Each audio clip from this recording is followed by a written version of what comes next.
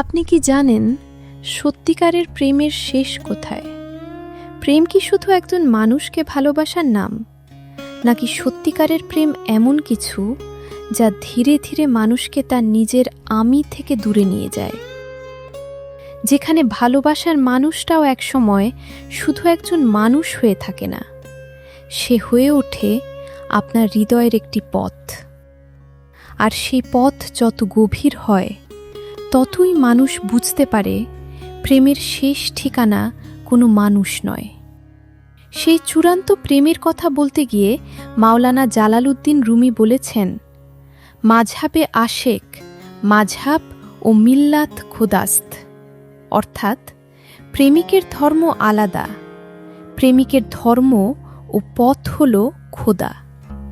হয়তো এ কারণেই সত্যিকারের প্রেম মানুষকে শুধু কারো কাছে নিয়ে যায় না, শেষ পর্যন্ত তাকে নিজের রবের কাছেও ফিরিয়ে দেয়।